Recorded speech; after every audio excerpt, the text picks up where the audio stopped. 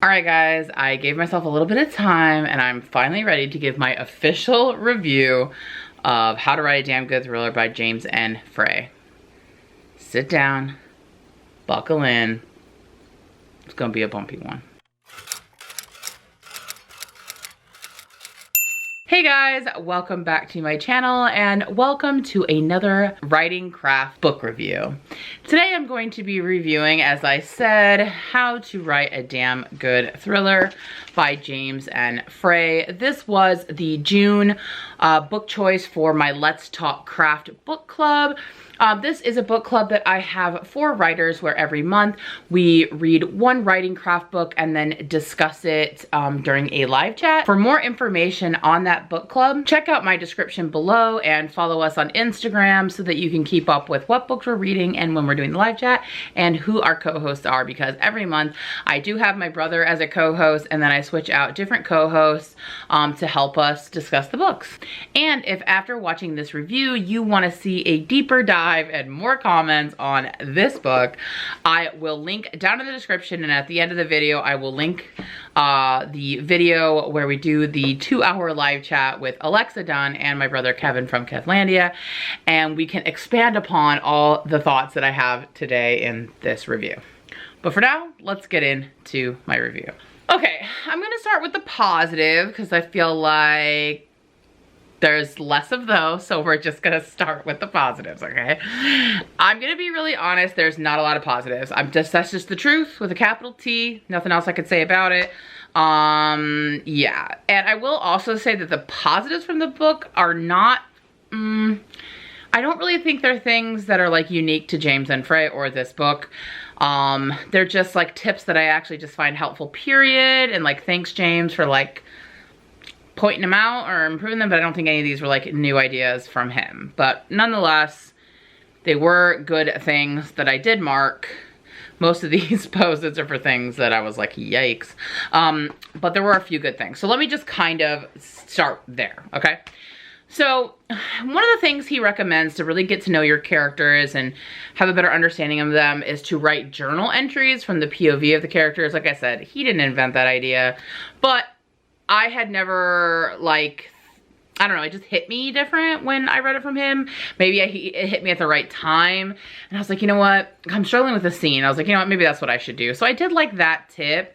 I definitely think this could be more helpful if you're writing from third person and you're wanting to get in the head of your character. I write in first person, so I think it's more going to be helpful for me to use this because I'm struggling with motivation for my character for this scene, so that's why I think it might be helpful. Again, also, I just kind of want to give a caveat that all the things that were positive about this book are not actually anything that has to do with writing thrillers. They're actually more general writing advice that he gave that I thought was like good or interesting thoughts, but none of them are thriller related. That's just also honest tea right there. So anyway, I did like that suggestion, and I do think I'm gonna try that out. My foot just fell off the bottom of the chair, so sorry if I like stumbled into the camera. Okay, so the next positive thing was he did say that you should start your story with like a question, and I've heard this before, but I think that's good advice, and I did like that. And he was basically saying that you should have like action, dialogue, foreshadowing, like that kind of stuff, all in like the first page. And he really emphasizes a lot on the beginning of the book, which is something I have been working on a lot right now, which I know is a trap you can fall into sometimes, where you put too much attention in the beginning and not enough later. But the beginning is really important because it's the beginning that hooks an agent, it's the beginning that hooks an editor, it's the beginning that hooks a reader. So he did give some good advice about that. He also mentioned that a writer friend of his says that she spends 20% of her writing time on just the first 15 to 20 pages. So I kind of liked that, thinking about that, like how much of your time should be devoted to that section. It kind of put it into perspective for me, so I did like that. What else did I like? Oh, he did say that writing is about making promises and then keeping them. And he basically said that, like, don't set things up in the beginning that you don't follow through with at the end. And I do think that's really good advice. Again, I don't think he's the first person to ever say that, but it is good advice nonetheless. You don't want things to be set up or like dangled in front of you to not be realized or fulfilled later. So I think that was some good advice. Something he did say that I hadn't really quite heard this before. Again, I don't know that he was probably not the first person to say it, but it's the first person I've heard say it like this, so it was helpful for me. He basically said that dialogue is not a conversation. Like, it's not like what is the literal conversation between two people, because it's like boring a lot of times, but rather it's a conflict in like motion, and that it's an opposition of wills, and both people are trying to get something out of every conversation that you show. So I really liked that. I'm curious how I can apply that, and kind of, I'm gonna use that. I don't know how literal to be with that in all instances, but I'm definitely gonna be thinking about that as I'm looking over some of my dialogue, because I think he makes some fair points that like, dialogue is supposed to be realistic, but at the same time not realistic, because realistic conversation is not always that interesting. It needs, if you're going to include the dialogue, it needs to be doing something.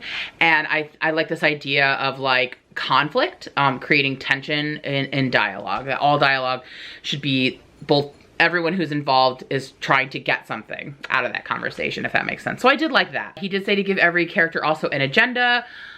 I like that. It's really helpful, I think, to think about side characters that way. So I liked that. I think that's it.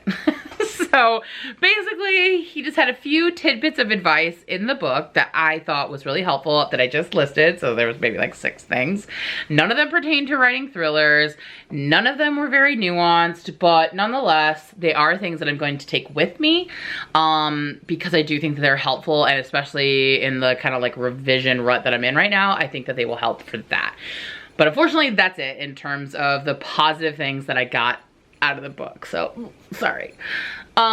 Yeah, so let's just go ahead and get into then why I didn't really, like, what were all the negatives, what's going on with this book, why didn't I get a lot of positives, because I got a lot of things to say about that.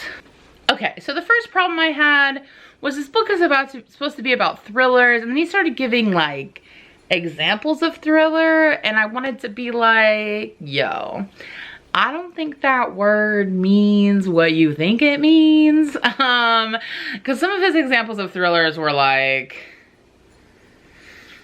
I don't know, like Old Man in the Sea, For Whom the Bell Tolls, The Odyssey, Miss Congeniality. I mean, Miss Congeniality is like a maybe, but oh, I don't know. So many, it just really made me feel like he basically thinks everything's a thriller.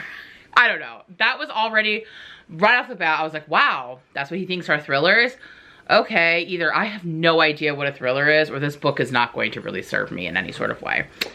I think it was the latter, but that's just my opinion. So, also, I did not like the dude's tude. If you watched my review of Mr. John Truby's The Anatomy of Story, I know there are a lot of loyal followers of John Truby. I'm not one of them. I do think the book is good, though. I do think it's helpful, but I did not like his attitude, and I felt very similar to James and Frey. He sounded a lot like John Truby, arrogant, flippant, condescending, pedantic, just old grumpy white man boomer, just blah, you know? Just didn't care for it. Didn't care for the tone.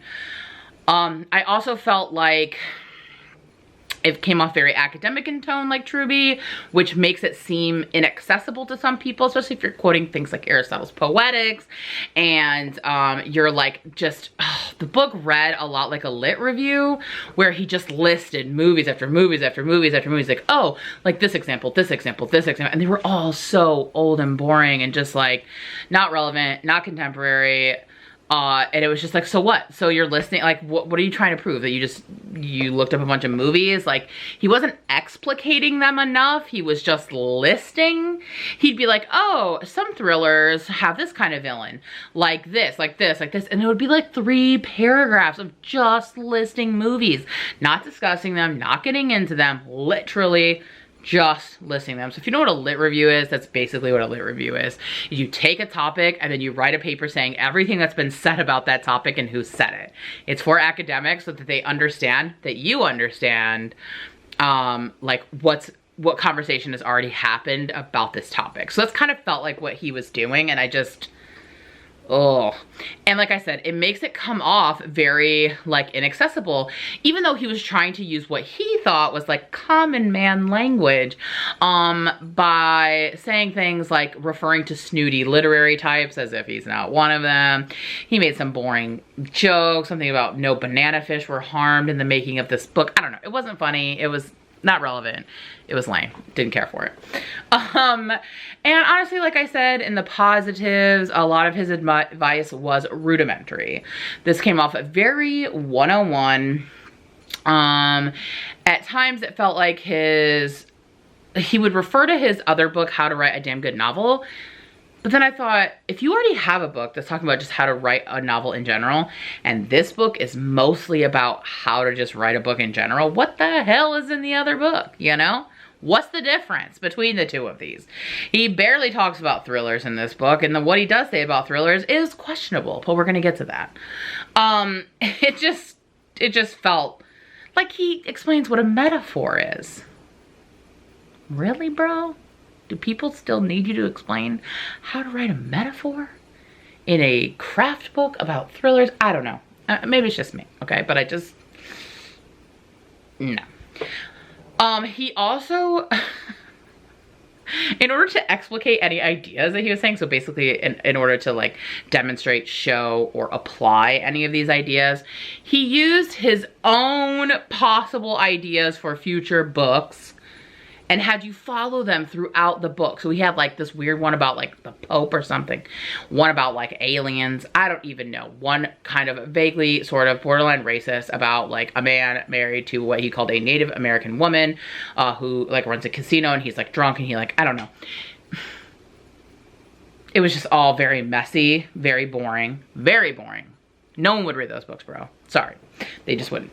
And yeah, I was like, dude, I don't like want to keep reading about your like boring ideas. So like anytime I saw him say, okay, let's explore that in my alien idea, I'm like, no, thank you. And then I would just skim the pages until he was going back to more general discussion. So yeah, that was just really, those were really terrible. Those were really, really bad ideas for books that would just not do well. It felt like he was talking about thrillers at a time that this doesn't exist anymore. Those kind of thrillers are not popular. That's not what's being written. That's not what people want. I mean, Alexa goes on about this. Alexa Dunn is a thriller writer. She knows a little bit more about this. So again, after you watch this review, watch our full discussion if you haven't yet. And Alexa will kind of go into that a little bit more, like what his idea of thrillers are versus what is actually being written right now as thrillers. Because it's just, his ideas are really lame, weird, old, just no. And they didn't even really necessarily like weren't like thrillers. It was like action thrillers. That's like basically all he talked about. And they were all like the very cliche, like, you know, Terminator, Rambo, James Bond type, where it was like a man and a villain and things blow up. It was like a lot of that stuff. It was very that. It was, I don't know. But a lot of the advice just wouldn't apply to other types of thrillers, like mystery thrillers, which are what is most popular right now. He also refers to something he calls step sheets. That's something he invented, and explains like how to like create these step sheets. It's just an outline, folks. That's really what he's just calling it, something different. He's basically saying, he's basically walking you through how to create an outline, but he's just calling it something different. So that was weird also. So it's like, you can put lipstick on a pig, but it's still pig, right? So like, it's still an outline, whether you call it step sheets or whatever the heck you're calling it, it's still an outline. And then there were just some questionable things where I'm just like, I don't know that I agree with that.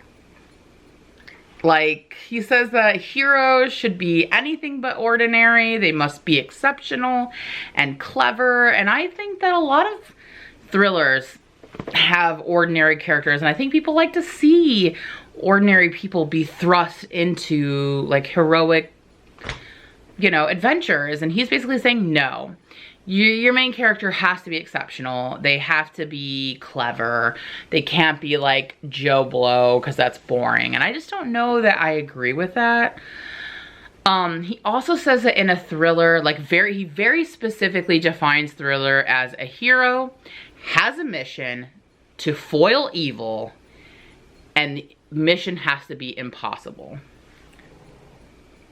That is very, very, very specific. And I can think of a million thrillers that do not follow that. And as like, just even example, I'm a YA writer. So Karen McManus, like probably the most popular YA thriller writer, her books don't follow that. They don't have a single hero who's trying to foil evil. And the missions aren't like impossible. I mean, just that mission's impossible. It's like he's talking about James Bond. I don't know, like again, he has a very, it just comes off that he's a very narrow view of what a thriller is and what kinds of stories he's talking about. And those kinds aren't even really vogue anymore. So, I don't know. He also says that heroes have to be self-sacrificing. I find that a little problematic. I think they can be. I don't think they have to be. Again, that's such a very specific Hollywood, male-centric action type of thriller. And we know that there's psychological thrillers, mystery thrillers, all kinds of different thrillers. Thrillers is really like a feeling. It's like the edge of your seat. It's like hanging on to every single moment type thing. It's about pacing. It's about tension. So that's why when he said Old Man in the Sea, please, have you read Old Man in the Sea? It is anything but thrilling, okay? And that's exactly like the point. Like he sort of idolizes like Hemingway and I don't know, just, you know, that's all I have to say about that. But anyway, he says basically, like, he boils it down to like a sentence, which I have. He says, to create a damn good thriller, you need to create a clever hero, send him or her on an urgent, impossible mission to foil evil for the benefit of others. And that is critical. It has to be for the benefit of others. And again,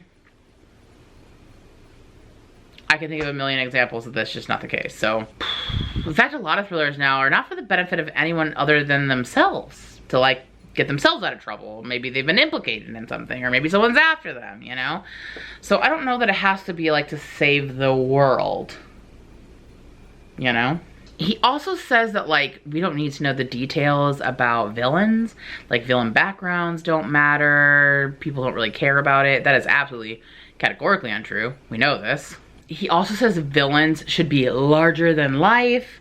Again, a very specific type of thriller he's talking about here. These like big dastardly villains with master plans. Yes, they exist. Yes, they 100%. But like, again, you're only talking about a very specific type of thriller. It cannot be applied to all types of thrillers. And this is a book about how to write one. And you're not even really talking about the kinds of thrillers that are popular right now. He also thinks that all of your characters should be extreme types. Like all of them. Your main character, your side characters, they should all be extreme types of something. So that's actually like the opposite of what I've heard, because that sounds like you're making them sort of one note, cliche, like over the top, like, oh, he can't just be like this cool like gamer dude. He has to be like obsessed with gamers, over the top, exaggerated gaming dude, like that's his life. Like who wants, you know, like that just is not the advice that we typically get about writing your characters and making them like over the top exaggerations, like exaggerated versions of people. I don't know. I don't write my characters like that. I don't really read books with characters like that. It just seems a little weird. He also says heroes and villains both have to be wounded. Again, I don't think they have to be. That's debatable. He says that, oh, also he said all the characters that have to be extreme types, they also have to have a ruling passion, like a one-note ruling passion. That is the thing that drives them forward always.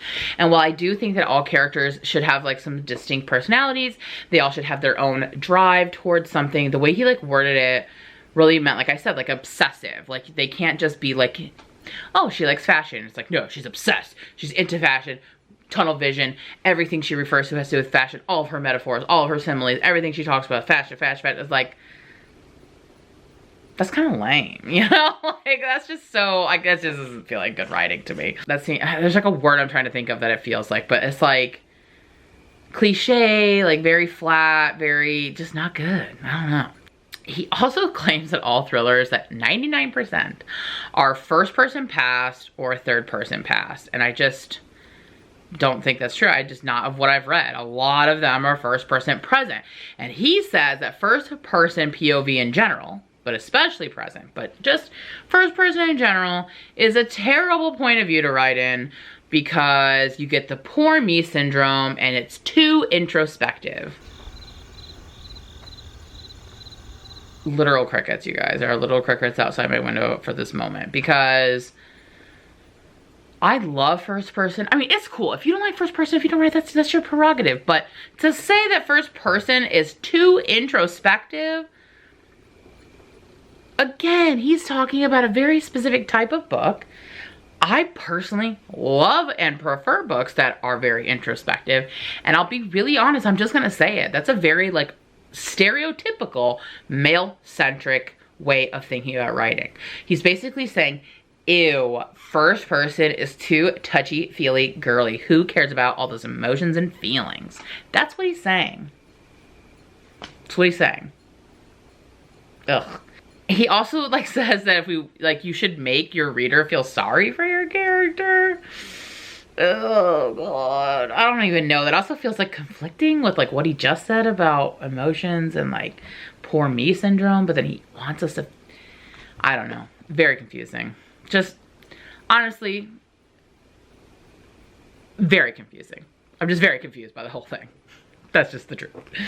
So overall, if you can't tell by now, I did not like this book. Did not feel like I learned how to write a thriller at all, let alone a damn good one. His ideas of what a thriller is, what it should include, what you should write, all of it just seemed off and wrong. Just completely wrong.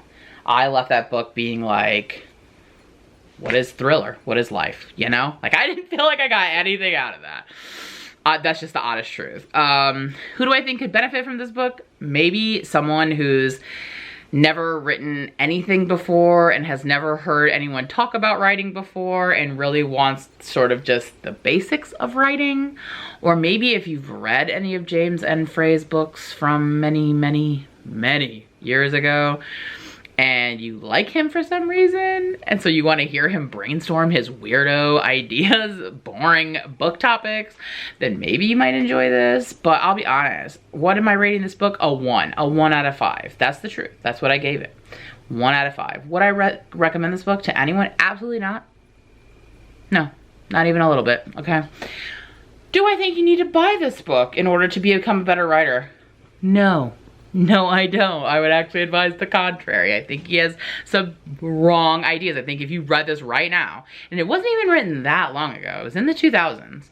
So if you read this now in 2020 and try to apply some of his advice, your books would not sell. They're very antiquated ideas about thrillers and just character development, period. Overall, would not recommend.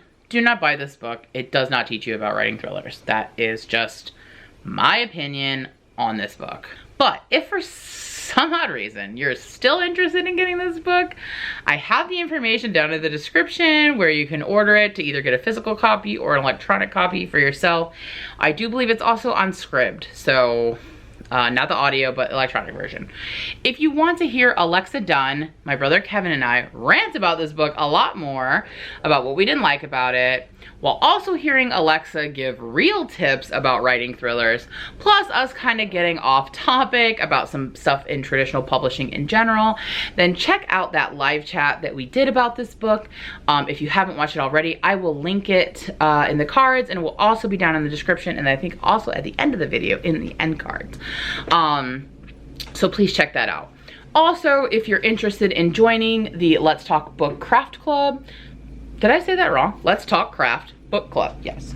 Be sure to subscribe to this channel if you're not already, and check out the information in my description. I just announced the July book pick, which already is so much better, and I'm just barely into it.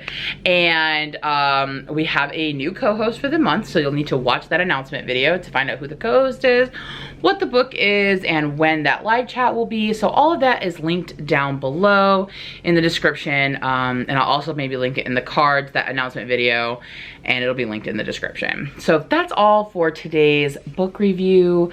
I know this one was like a little like less, I was a little less formal on this one because it was just bad, guys. It was bad. And it really, I mean, this is why I waited 2 weeks to review it, because I didn't know that I could be like objective. Here's my thoughts on the book. I really just wanted to rant. So I'm very like, I have a lot of feelings about it. So sorry, like that it kind of came off just a little more conversational, but I just had to be 100 with you guys at all times, okay?